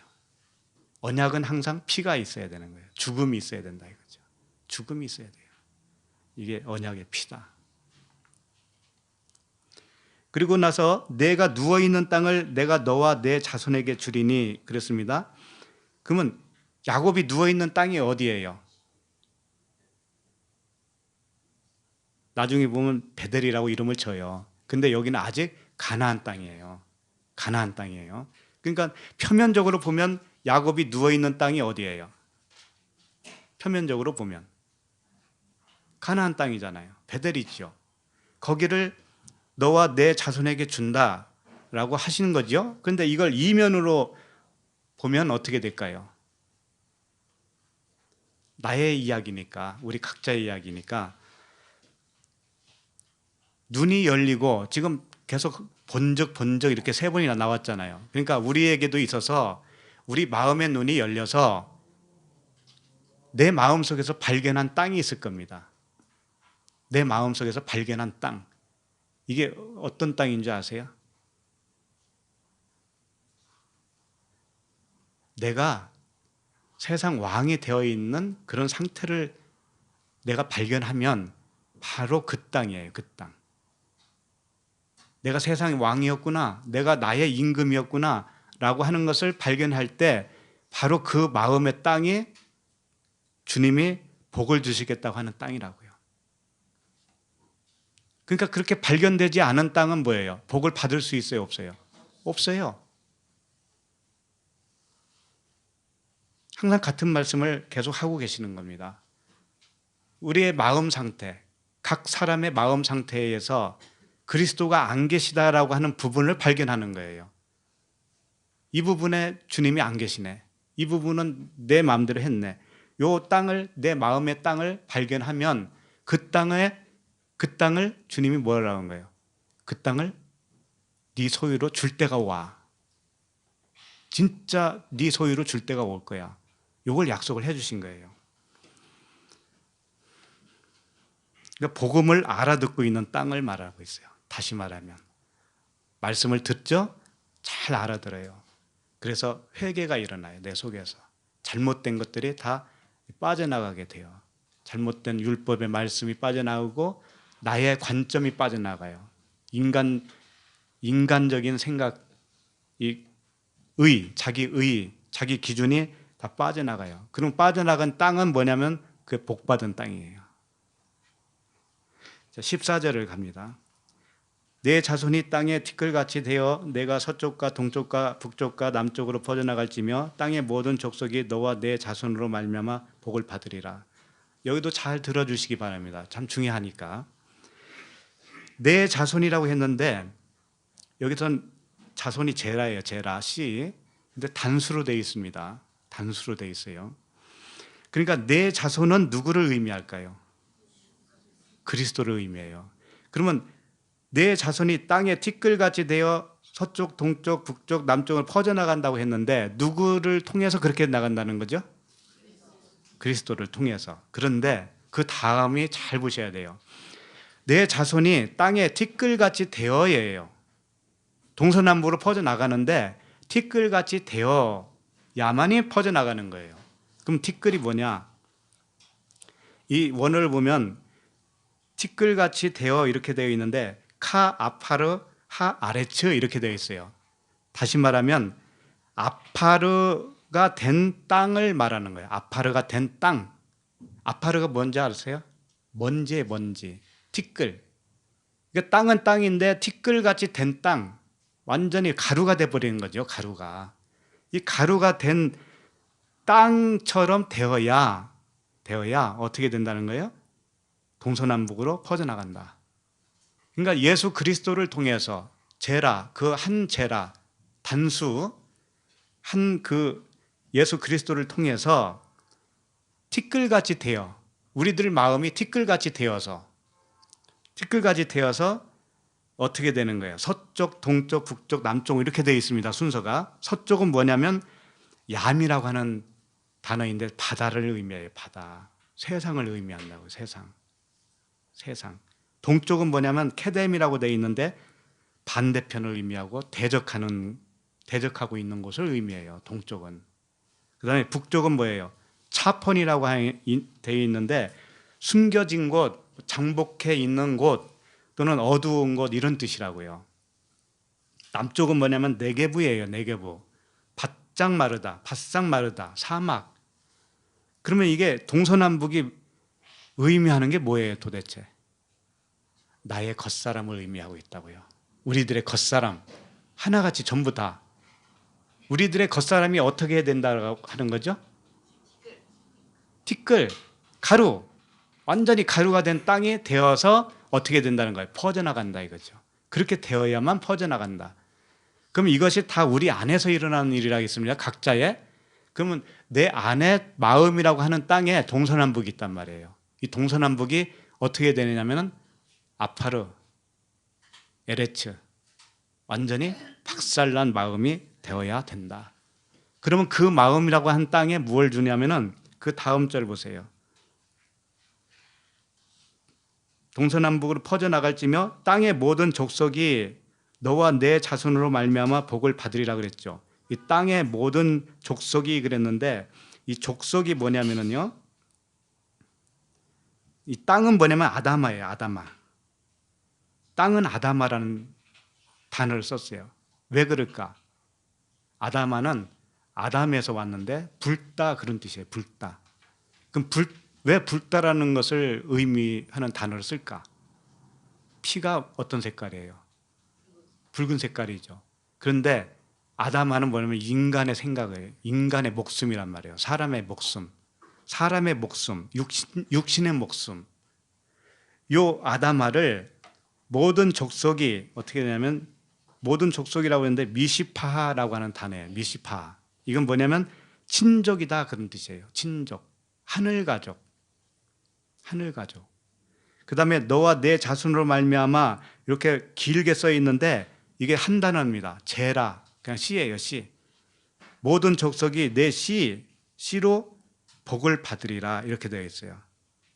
그럼 이걸 다 합치면 어떻게 되냐면 이런 거예요.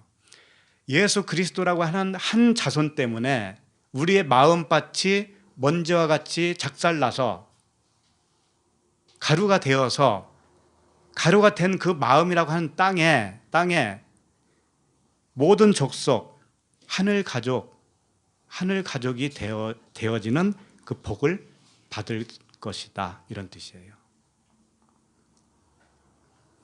복이라고 하는 단어도 바라크라고 하는 단어인데 바라크는 뭐예요? 무릎을 꿇는다, 찬양한다 그런 뜻이거든요. 그러니까 무릎을 꿇어야 그것이 복이에요. 복. 그러니까 하나부터 열까지 뭐냐면 전부 다 우리 첫 번째 사람, 겉사람, 옛사람이 그 마음이 가루가 되어야 된다라는 말씀을 계속적으로 하고 있는 거예요. 그렇게 해야만이 복이 된다 이거예요. 그렇게 해야만이. 그렇게 될 때까지 그 자손을 통해서 퍼져나가게 하겠다. 동서남북으로 퍼져나가게 하겠다. 자, 15절로 갑니다. 내가 너와 함께 있어 내가 어디로 가든지 너를 지키며 너를 이끌어 이 땅으로 돌아오게 할지라. 내가 내게 허락한 것을 다 이루기까지 너를 떠나지 아니하리라 하신지라. 내가 너와 함께 있어는 뭐예요? 예수 그리스도와 함께 있어, 이런 뜻이에요. 내가 어디로 가든지 너를 지키며 너를 이끌어 이 땅으로 돌아오게 할지라. 이건 표면적으로는 가나안 땅에서 출발을 해서 어떻게 해요? 다시 가나안 땅으로 오는 거죠. 그런데 이면적으로 생각을 하세요. 그럼 어떻게 될까요? 처음에 나의 처음 마음이, 사람의 마음이 뭐예요? 가나안이었죠. 가나안. 거기서 출발을 하는 거예요. 그래서 출발을 해서 영적 생명이 되게 해주시는 거죠. 이게 언약이라는 겁니다. 언약. 이렇게 해주시겠다. 반드시 이렇게 해주시겠다. 반드시. 내게 허락한 모든 것을, 허락한 것을 다 이루기까지 너를 떠나지 아니하리라 하신지라. 내가 내게 허락한 것, 이게 뭘까요? 하나님이 우리에게 허락한 것, 이게 뭘까요? 언약이에요. 언약. 그래서 이 허락한 것이라고 되어 있는데 이게 다바르예요. 다바르. 말씀이에요. 말씀. 내가 너에게 허락한 말씀, 이거 이렇게 되어 있어요. 근데 여기서 번역이 이렇게 되어 있었기 때문에 내가 내게 허락한 것, 이것이 다바르예요. 다바르. 말씀, 언약을 말하고 있어요. 하나님이 우리에게 언약을 허락해 주셨습니다. 그래서 예수 그리스도와 하나가 되기까지 내가 너를 떠나지 않겠다. 하나님의 의지를 여기서 표현해 주고 있는 말씀이에요. 자, 16절 같이 읽겠습니다. 야곱이 잠이 깨어 이르되 여호와께서 과연 여기 계시거늘 내가 알지 못하였도다. 지금 우리 안에 하나님께서 계실까요? 안 계실까요? 계셔요. 항상 계셔요. 한시도 떠나지 않습니다. 그분은. 그러나 내가 인식할 때가 있고 인식 못할 때가 있어요. 내 입장에서. 그것만 있을 뿐이에요. 야곱이 잠이 깨어서 보니까는 정신 바짝 차려서 보니까 여기가 하나님이었네. 이런 말씀이죠. 그러니까 우리도 하나님이 안 계신 줄 알고 어디 멀리 가셨나 출장 가셨나 할 때도 있잖아요. 그런데 알고 보니 항상 계셨죠. 그래서 놀라는 거예요. 항상 계셔요. 그래서 계시를 얻기 전에는 그 모르던 말씀이 갑자기 열리게 되면 어떻게 돼요? 아, 여기 계셨네. 이렇게 되는 거예요. 말씀이 캄캄했는데 그분이 어느 순간에 다 열어주셔요. 그러면 하나님이 원래 여기 계셨네? 그렇게 되는 거죠. 항상 계셔요. 그분은. 항상 내 마음대로 살아서 문제지. 자, 17절 읽겠습니다. 이에 두려워하여 이르되 두렵도다 이곳이요 이것은 다름 아닌 하나님의 집이요 이는 하늘의 문이로다. 여기서 야곱이 두려워했습니다. 왜 두려웠을까요? 왜 두려웠을까요? 약속은 이미 다 받았습니다. 꿈속에서 이미 받았는데 그렇게 되어져야 할 과정은 어떻게 있어요? 남아 있죠. 그러니까 일단 두렵고, 그 다음에 자기가 지금 고백한 내용을 보세요. 이곳이요 이곳은 다름 아닌 하나님의 집이요 이는 하늘의 문이로다 그랬습니다. 하늘의 문. 그러면 하나님의 집에 들어가려면 어디를 통과해야 돼요? 하늘의 문을 통과해야 돼요. 문을. 그 하늘의 문은 다름이 아니라 십자가의 죽음이었거든요. 그러니까 두려울 수밖에 없는 거예요. 우리도 그렇습니다. 본능적으로 두려워합니다. 모든 사람은 그래요. 모든 사람은 죽는 걸 두려워하죠. 그런데 육적으로 죽는 것도 물론 두려워하지만 더 두려워하는 것이 뭔지 아세요? 내 생각 죽는 것이 더 두려운 거예요. 자기 자존심 죽는 것이 더 두려운 거예요. 아니, 육체가 죽을지언정 내 자존심은 내가 안 죽겠다 하는 사람이 있어요. 끝까지. 고집이 얼마나 센 줄 아세요?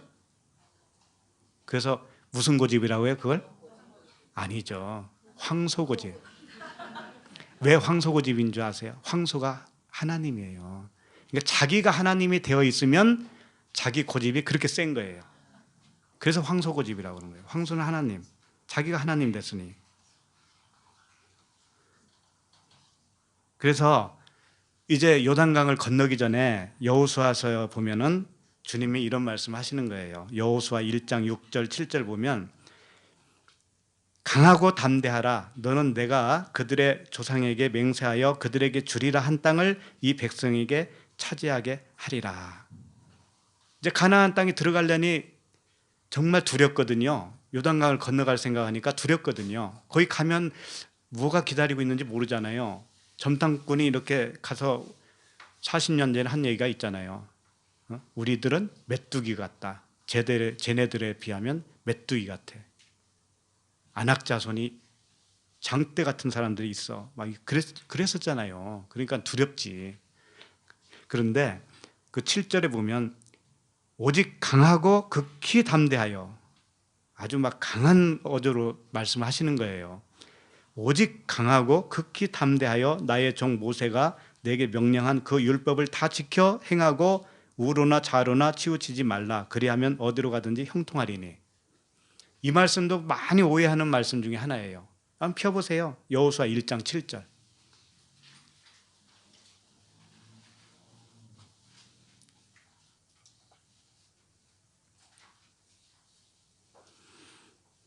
오직 강하고 극히 담대하여. 그럼 어떻게 하는 것이 오직 강하고 담대하는 걸까요? 어떻게 하는 것이? 기도를 3박 4일 금식 기도를 빡세게 하고 성교지를 떠난다든지 그러면 강해지죠. 아니면 운동을 열흘 동안 운동을 단련을 해서 성교지를 간다든지. 어떻게 해야 도대체가 강하고 담대해질 수가 있을까요? 어떻게 해야? 네?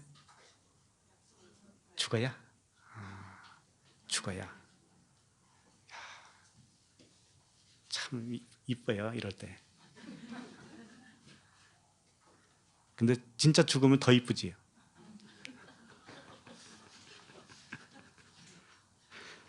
자, 여기 한번 봅시다. 1장 7절. 오직 강하고 극히 담대하여 나의 종 모세가 내게 명령한 그 율법을 다 지켜 행하고, 일단은 그 율법을 다 지켜 행해야 돼. 그래야 담대해져요. 강해져요. 그러면 율법을 다 지켜 행한다라는 것이 뭘까? 이 단어들이 이제 한글로만 되어 있기 때문에 잘 모르죠. 이 율법을 다 지킨다고 하는 것은 샤마르라고 하는 단어인데, 지킨다고 하니까는 율법 조항대로 다 지킨다 이렇게 생각하기 쉬운데 그게 아니고, 율법이 말하는 의미를 깨달아서 마음에 지키는 걸 말하는 거예요. 이게 샤말이에요. 무슨 말씀인지 알겠죠? 율법이 무엇을 의미하고 있는데 그 뜻을 잘 풀어서 간직해라. 마음에 간직해라. 그러면 행하고는 뭘까요? 행하다. 율법 조항대로 잘 다 행해야 되나요? 행한다고 하는 단어가 아사예요. 아사는 무엇이냐? 창조예요. 창조. 그러니까 모든 말씀은 다 성전 짓는 말씀이에요. 우리 마음 성전. 그러니까 율법의 의미를 잘 깨달아서 마음에 잘 간직해요. 간직하면 창조가 일어나요. 창조가. 그 자체로 내 마음 속에 성전이 지어져요. 이게 행하고로 번역을 해놨을 뿐이죠. 그러면 우로나 좌로나 치우치지 말라는 건 뭘까요? 한마디로 말하면 선악이에요. 율법은 선과 악으로 되어 있습니다. 그런데 율법이 다름 아니라 우리의 양심이 율법이거든요. 우리의 양심도 율법이에요. 그럼 우리의 양심은 뭘로 되어 있습니까? 선과 악으로 되어 있죠. 그럼 그걸 좌로나 우로나 치우치지 말라는 뜻이에요. 선악, 너의 선악 구분으로 하지 말라, 이런 뜻이죠. 나의 선악 구분으로 하지 말아라. 한마디로 말하면 이런 거죠. 우리가 어떤 가게를 시작했다고 칩시다. 가게. 그러면 가게가 잘 되려면 이렇게 해야 된다고 하는 사람도 있고 저렇게 해야 된다는 사람도 있을 거 아닙니까? 의견이. 그럼 이쪽은 선일 수도 있고 이쪽은 악일 수도 있어요. 근데 한쪽으로 치우치지 말라는 뜻은 뭘까요? 선으로 하든 악으로 하든 그것은 절대적인 것이 아니다라는 것을 알고, 그러면 어떻게 해야 되는 거예요? 절대적인 의를 가지신 그분에게 모든 것을 맡기고 그분이 인도하시는 대로 따라가는 것, 이것이 진짜 선이죠. 좀 얘가 조금 빈약했나? 반응이 좀 좋은 예가 있으면 좀 가르쳐 주세요. 네, 그런 겁니다. 그러니까 담대하고, 극히 담대하고 강하고 이런 의미는 뭐냐면 율법을 하지 말라는 뜻이에요. 한마디로 말하면 진리로 하라 이거죠. 사랑으로 하라 이거예요. 그리스도의 생명으로만 하라는 거죠. 자, 18절. 본문 18절 읽겠습니다. 야곱이 아침에 일찍 일어나 베개로 삼았던 돌을 가져다가 기둥으로 세우고 그 위에 기름을 붓고, 이제 드디어 야곱이 아침에 일찍 일어났습니다. 이게 이제 요단강 건너가는 말씀을 하고 있는 거예요. 야곱이 아침이 되었다라는 뜻과도 같다는 거죠. 야곱이 아침이 된 거예요. 야곱 자신이 베개로 삼았던 돌을 가져다가 기둥으로 세우고 그 위에 기름을 붓고, 베개로 삼았던 돌이 뭐라고 그랬죠? 그리스도라고 그랬죠? 그리스도를 기둥으로 세웠어요. 그리고 나서 거기에 기름을 부었어요. 이 뜻은 뭐냐면 돌을 기둥으로 세우면 그리스도를 십자가에 세운 것과도 같은 거예요. 그래서 기름 부음 받은 자가 돼요. 그리스도가. 그래서 그 그리스도의 의미를 완전히 깨달은 것이죠. 야곱이. 그래서 그리스도라고 하는 고백을 하게 된 겁니다. 주는 그리스도시요 살아계신 하나님의 아들이니이다. 베드로의 고백과 같은 고백을 야곱이 한 거예요. 지금 그렇게 아시면 되겠고, 19절 읽겠습니다. 그곳 이름을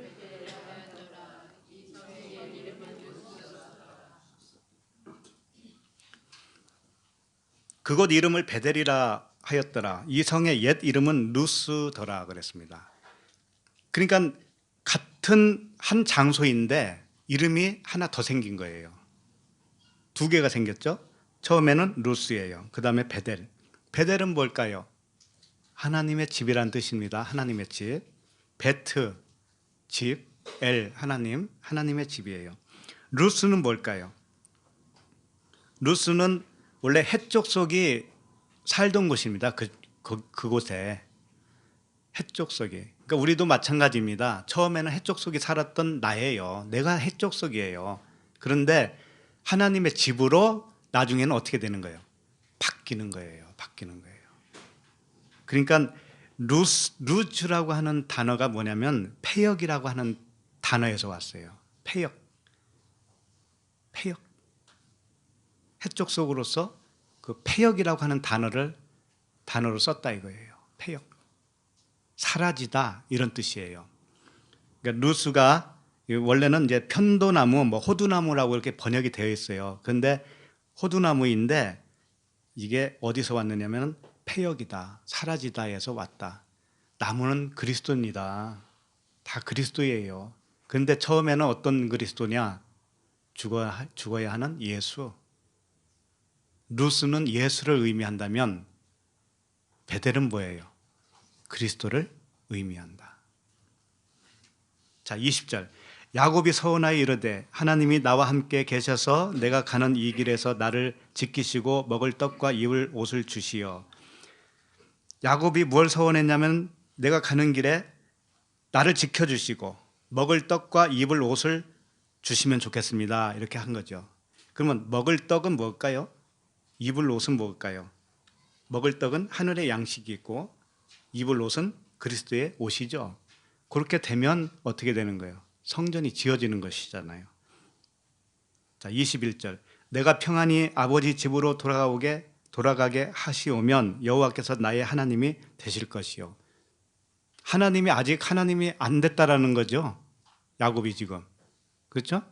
그러니까 이렇게 다 되어야 뭐예요? 하나님이 나의 하나님이 된다, 이런 뜻이에요. 우리도 마찬가지예요. 우리도 하나님이 원하시는 어떤 과정이 있다니까요. 각 사람에게. 이거 다 밟아야 되는 거예요. 그렇게 돼야 하나님이 나의 하나님이 된다니까, 진짜. 이게 성전의 완성을 의미하는 것이죠. 너희는 너희가 하나님의 성전인 것과 하나님의 성령이 너희 안에 계시는 것을 알지 못하느냐.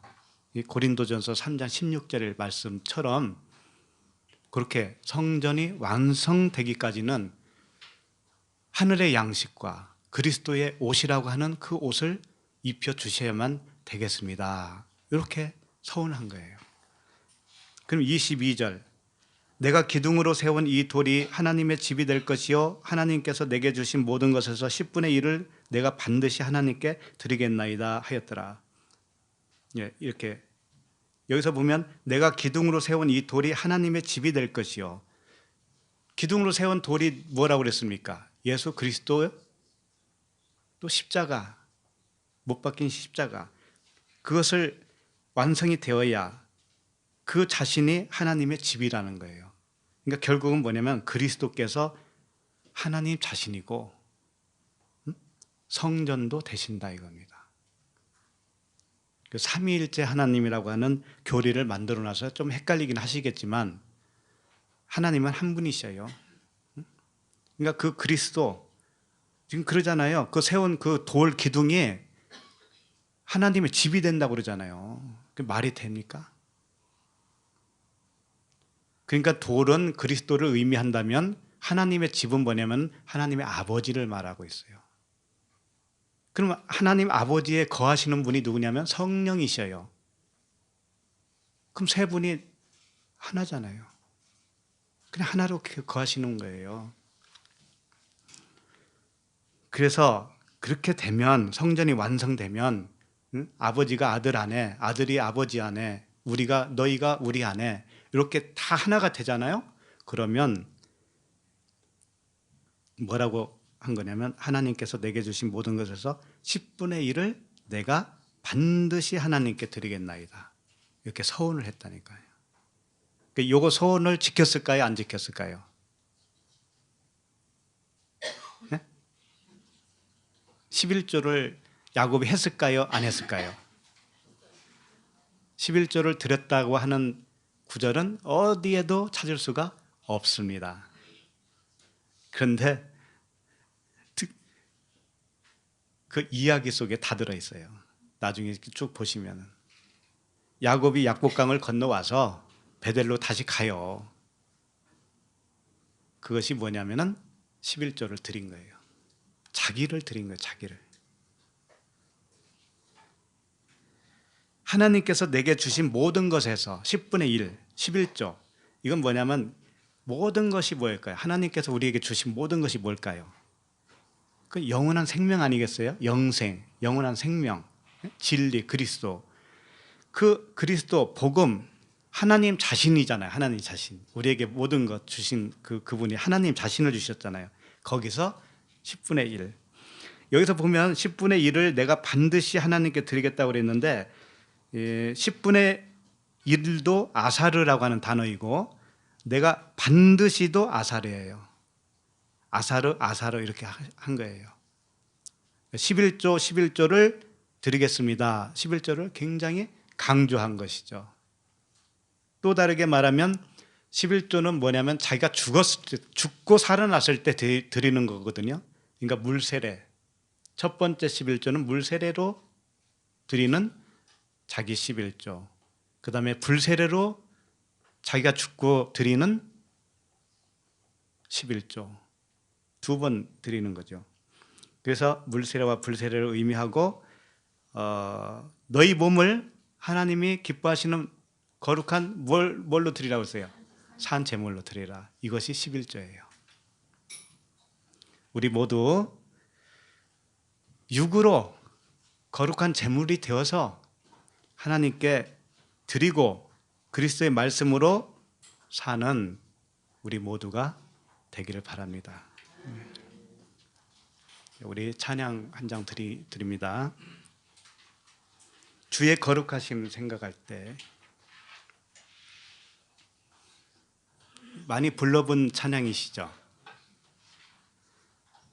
주의 거룩하심 생각할 때 주의 크신 사랑 느낄 때 주의 영광의 빛 나의 생활 거두실 때 주가 주신 기쁨 맛볼 때에 주의 사랑 속에 나 잠길 때 주의 영광의 빛 나의 생활 비춰주실 때 경배하리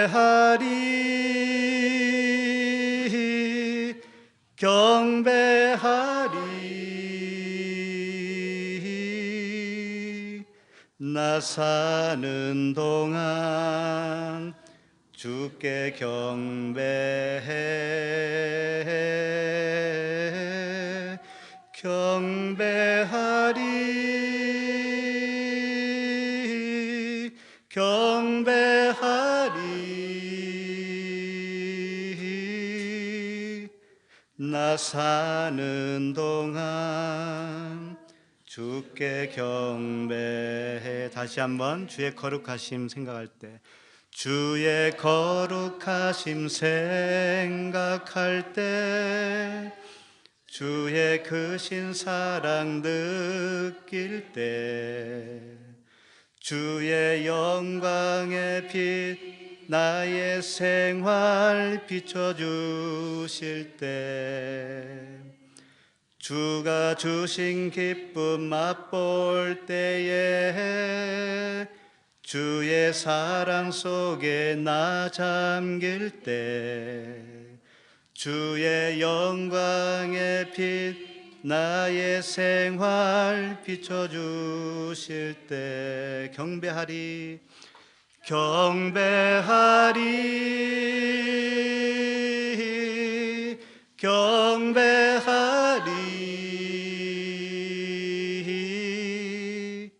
나 사는 동안 주께 경배해